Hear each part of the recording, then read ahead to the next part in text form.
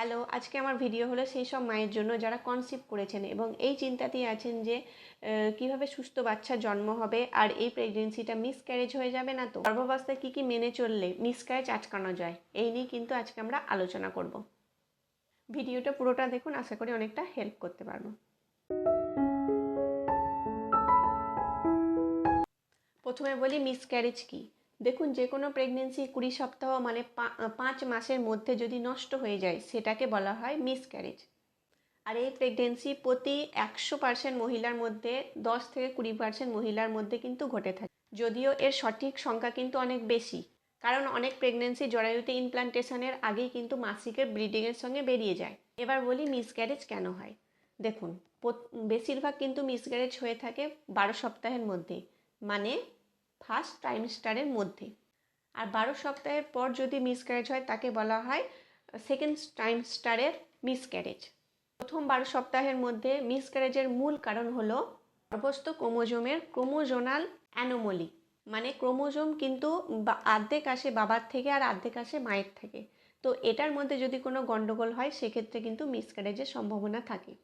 এছাড়াও কিন্তু মিসক্যারেজের আরও অনেক কারণ থাকে। সেই কারণগুলোর মধ্যে হলো ইনফেকশান, মানে rubella infection, diabetes, thyroid, SLE, APLA syndrome, এছাড়াও স্মোকিং, অ্যালকোহল নিলে, তারপর মায়ের বয়স যদি মানে 18 এর নিচে কিংবা 35-এর ওপর যদি হয়, মায়ের বয়স যদি 35-এর ওপর হয় সেক্ষেত্রে কিন্তু ডিম্বাণুর মানে ডিমের যে কোয়ালিটি সেটা কিন্তু অনেকটা খারাপ হয়ে যায়। তো সেক্ষেত্রেও কিন্তু মিসক্যারেজ হওয়ার সম্ভাবনা থাকে।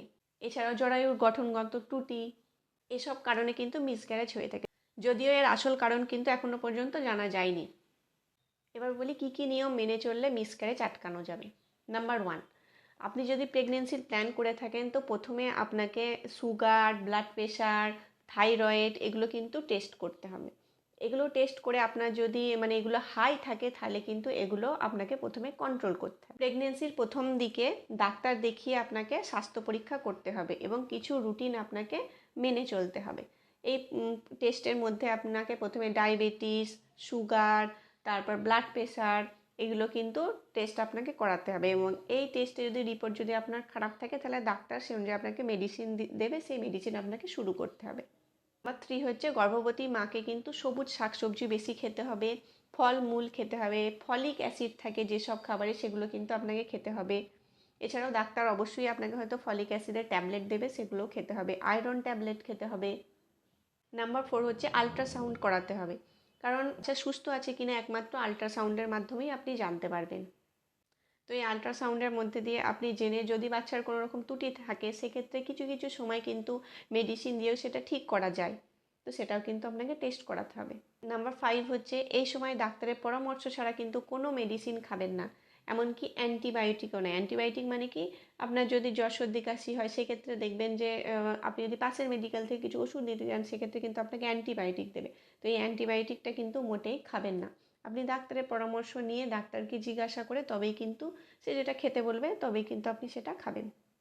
এবার বলি কী কী কারণে মিসক্যারেজ হয় না। দেখুন, আপনাকে কিন্তু অনেকেই বলবে যে আপনি যদি ডেইলি অফিস যান সেক্ষেত্রে মিসক্যারেজ হবে, সিঁড়ি দিয়ে ওঠানামা করলে মিসক্যারেজ হবে, সহবাস করলে মিসক্যারেজ হবে, আপনি কোথাও বেড়াতে গেলে মিসক্যারেজ হবে, তারপর ইন্ডিয়ান টয়লেট ইউজ করলে মিসক্যারেজ হবে। তো এগুলো কিন্তু মোটেও কোনো কথাই ঠিক নয়। আপনার যদি শরীর ভালো থাকে, মানে শরীরের কন্ডিশন আপনার যদি ভালো থাকে, আপনার বাচ্চাদের সুস্থ থাকে, তাহলে সব কিছুই কিন্তু করা যাবে। এছাড়াও পেঁপে আর আনারস খাওয়া নিয়েও কিন্তু অনেকের অনেক মতামত আছে। অনেক পুষ্টিবিদ বলেছেন যে পেঁপে আনারস খেলে মিসক্যারেজ হওয়ার সম্ভাবনা থাকে, আবার অনেকেই বলেছে যে মিসক্যারেজ হওয়ার সম্ভাবনা থাকে না। তো এক্ষেত্রে কিন্তু সঠিক কারণ এখনও পর্যন্ত জানা যায়নি। লাস্ট একটা কথা আপনি অবশ্যই মনে রাখবেন, মানে মিসক্যারেজের জন্য কিন্তু কখনোই নিজেকে দোষারোপ করবেন না, নিজে কিন্তু কখনোই দোষী নন। কারণ ক্রোমোজোমে যদি কোনো গণ্ডগোল থাকে সেক্ষেত্রে আপনার কোনো রকম কোনো দোষ কিন্তু থাকে না। এছাড়াও বাচ্চার যদি হার্টবিট না আসে সেক্ষেত্রে আপনি যদি মানে প্রপার বেড রেস্ট করেন সেক্ষেত্রেও কিন্তু বাচ্চাকে বাঁচানো যাবে না। তো এই ছিল আজকের ভিডিও, আশা করি ভিডিওটা অনেকটা হেল্পফুল হবে। তো এরকম ছোটো বড়ো আরও টিপস পাওয়ার জন্য অবশ্যই চ্যানেলটিকে সাবস্ক্রাইব করবেন।